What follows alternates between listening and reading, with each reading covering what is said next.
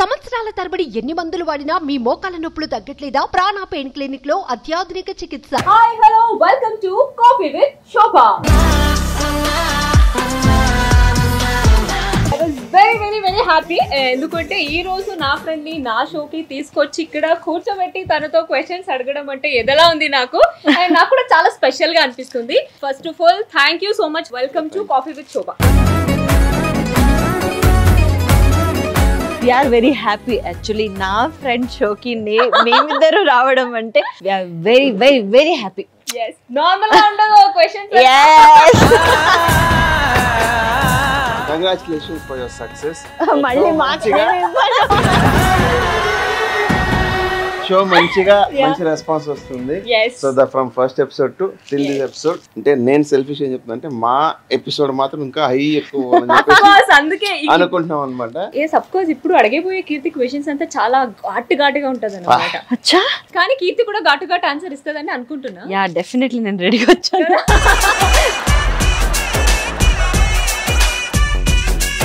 Yes కీర్తి life ఎలా ఉంది? ఏం నడుస్తుంది లైఫ్ లో? ప్రెసెంట్ ప్రాజెక్ట్స్ నడుస్తున్నాయి బట్ చాలా బాగుంది ఇప్పుడు. ఎందుకు అంటే నా లైఫ్ కి కొత్త మెంబర్ వచ్చారు. అఫ్ కోర్స్ ఇద్దరిని విడివిడిగా అడగాల్సిన అవసరం లేదు. బికాస్ ఇద్దరు తోడుగానే ఉంటారు కాబట్టి లైఫ్ అఫ్ కోర్స్ కలర్ఫుల్ గా ఉంటుంది. కానీ మీ లైఫ్ ఎలా జరుగుతుంది? లైఫ్ లో ఏం నడుస్తుంది? యాజ్ యూజువల్ గా మూవీస్ నడుస్తున్నాయి అండ్ డైరెక్షన్ నడుస్తుంది అండ్ లైఫ్ ని కొత్త యాంగిల్ లో నా కీర్తి ద్వారా చూస్తున్నాను అనమాట. చాలా మందికి ఒక పెళ్లి అంటే అందుకు చాలా మంది పడతారు, అరే బాబు పెళ్లి చేసుకుని బట్ కానీ నాకు యాజ్ ఆపోజిట్ గా ఉంది అనమాట.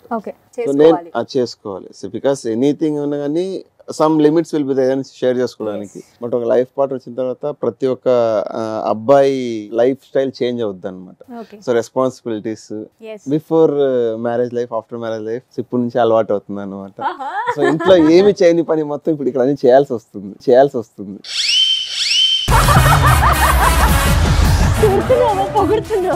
రెస్పాన్సిబిలిటీస్ ఆ పని అన్నారు అంటే రెస్పాన్సిబిలిటీ ఇప్పటి నుంచే పెరిగిపోయింది అంటున్నారా? నీతో పని చేయించుకుంటున్నాను ఆర్ఎల్స్ నీకు పని చేసి పెడుతున్నానని చెప్పలేదు. క్లారిటీ అంతకంటే అర్థం అవుతుంది.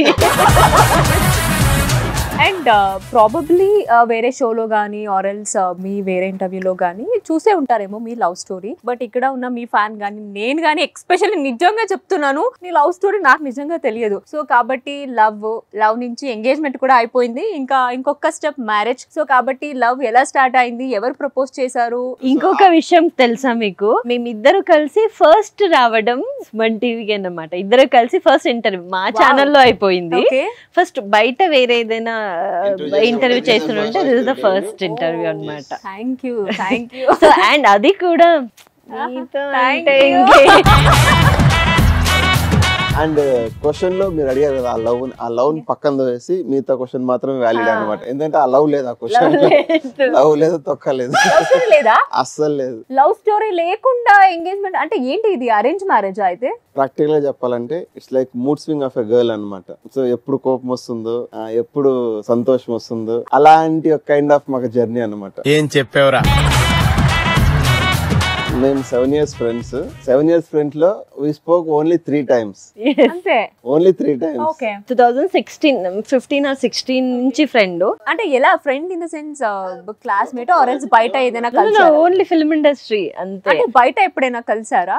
నో, ఓన్లీ ఏమంటారు ఇప్పుడు మనం ఆర్టిస్ట్ అంటే కొన్ని వాళ్ళకి మన రికమెండేషన్ వెళ్తుంది కదా. అప్పుడు తను కన్నడలో మూవీ చేస్తున్నారు సేడు అని. ఆ మూవీకి చేస్తారా అని నాకు ఒక్కసారి కాల్ కాదులే కానీ మెసేజ్ పెట్టారు అంతే. అప్పుడు నేను లేదు మాకంత లేదు అంటే ఇక్కడ ఒక క్లారిటీ చెప్పాలన్నమాట. 2016 లో నేను నవంబర్ లో ఇలా మీ ప్రొఫైల్ మాకు వచ్చింది, ఇట్ వాస్ గుడ్, సో మీరు మెయిన్ లీడ్ గా చేయాలని చెప్పి అడిగితే సో పెట్టిన మెసేజ్ ఆఫ్టర్ 3 months తర్వాత రిప్లై వచ్చిందంటే అవునా ఓకే మూవీకి అడిగారా, సారీ అండి ఇంట్రెస్ట్. అదే వాట్సాప్ లోనేనా ఫేస్బుక్ లో? అదే వాట్సాప్ లో ఆఫ్టర్ 3 months రిప్లై ఇచ్చారంటే ఆలోపు మేము ఫస్ట్ షెడ్యూల్ కంప్లీట్ చేసుకుని ఇంటికి వచ్చాము.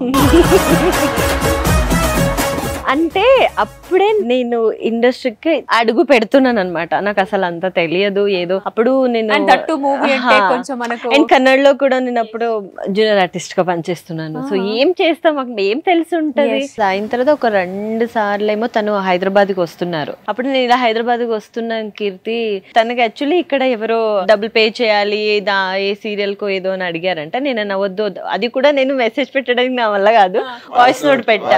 ప్లీజ్ అలా చెయ్యకండి, ఇక్కడ ఎవరు డబ్బులు తీసుకోరు, మీరు అట్లాంటి డబ్బులన్నీ పే చేసి మోసం పోకండి అని. అంతే మనం మాట్లాడుకున్నాం. అప్పటి వరకు ఎప్పుడో హాయ్ కీర్తి, బిగ్ బాస్ వెళ్ళే ముందు రాండమ్ గా మెసేజ్.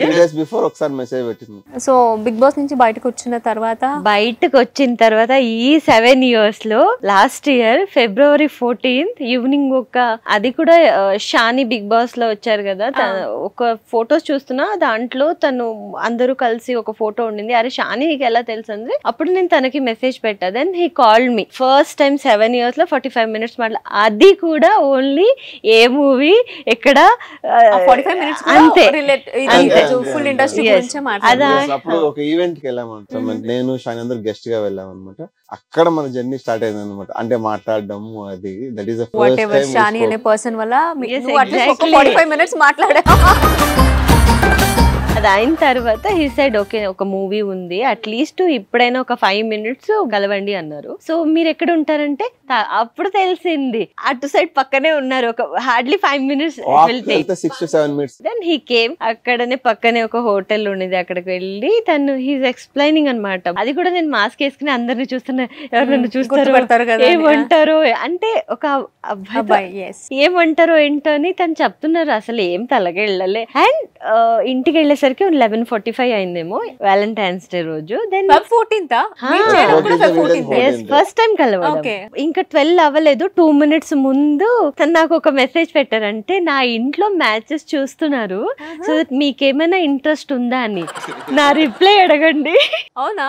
సో జస్ట్ అంటే మా గురించి అక్కడ మేడం అంటూ అసలు ఏం మాట్లాడలేదంట. సో ఇంటికి వెళ్తే థ్యాంక్స్ ఫర్ మీటింగ్ అంటే అలాగే చాట్ పెద్దగా అయింది. ఇలా చూస్తున్నారు మీకైనా ఇంట్రెస్ట్ అంటే, హలో సారీ అండి నా లైఫ్ లో ఆ చాప్టరే లేదు, నాకు అలాంటి నేను పెట్టుకోను, ప్లీజ్ దయచేసి అదే అంటే అలాంటి పక్కన ఈమె చెప్పింది. ఇప్పుడు చెప్పిన దానికే 3 నెలలు రిప్లై ఇచ్చింది. ఇంకొకసారి మెసేజ్ పెడితే 3 సంవత్సరాలకి రిప్లై. వద్దురా అట్లీస్ట్ ఫ్రెండ్షిప్ కంటిన్యూ కానీ అని చెప్పేసి వద్దులేండి పెళ్లి వద్దు ఏమొద్దని చెప్పేసి గమనిస్తాను. సో ఇవన్నీ అయిపోయిన తర్వాత అంటే ఫైనల్ గా ఎప్పుడు డిసైడ్ అయ్యారు? తమాషాకి చెప్పాను అనమాట, 2-3 months ఓకే నాకు ఏదో ఓకే అనిపిస్తుంది అని చెప్పి నేను ఓకే హ్యాపీ ఫీల్ అయిపోయి ఓకే అని చెప్తా అంటే హలో ఎక్స్క్యూజ్ కామెడీ చేశానని చెప్పింది. అవునా?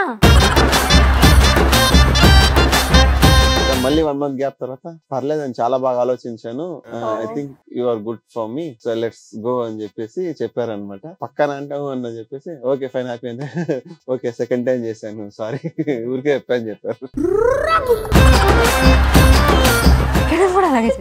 అంటే మైండ్ లో చాలా ఉంటుంది, లైఫ్ కదా నార్మల్ థింగ్ కాదు. అప్పటి వరకు ఏదో లైఫ్ చాలా కష్టాలో ఇష్టానో ఎలాగో వచ్చేసాము. ఇంకా నెక్స్ట్ ఇది చాలా మెయిన్. ఒక అబ్బాయి లైఫ్ కి వచ్చిన తర్వాత మళ్ళీ నెక్స్ట్ మనం వెనకాల తిరిగి చూడడానికి కూడా ఏం ఉండదు. సో దట్ చాలా ఆలోచించా. దెన్ కొన్ని నాకు ఉంటది నాన్నతో అంటే ఇప్పుడు ఉంటాయి కదా కొన్ని చెప్తాను నేను. అంటే నాకు నాన్న ఎప్పుడు కూడా నా కళ్ళలో రాలేదు, గ్రీన్ సిగ్నల్ ఇవ్వలేదు, దానికి తను అలాగే పెండింగ్ లో పెట్టేశాను అనమాట. దెన్ వన్ డే నాన్న ఎర్లీ మార్నింగ్ సో సంథింగ్ నాకు కళ్ళలో వచ్చి ఏదైనా అట్లీస్ట్ ఓకే మనం మ్యాంగ్లూర్ స్టైల్లో హింగారా ఫ్లవర్స్ అదే కదా మెయిన్, అది నా కళ్ళలో వచ్చి దాని కింద ప్లేట్ కి పడినట్టు అనిపించింది. దెన్ అది నెక్స్ట్ డే వచ్చి ఇలా పట్టుకొని ఓకే నాకు ఉంది. ఇది మా లవ్ స్టోరీ కాదు, ఇది అన్ని ఎమోషనల్ మిక్స్చర్. సుమన్ టీవీలో మీ పర్సనల్ అండ్ బిజినెస్ ప్రమోషన్స్ కోసం కింది నెంబర్ కి కాంటాక్ట్ చేయండి.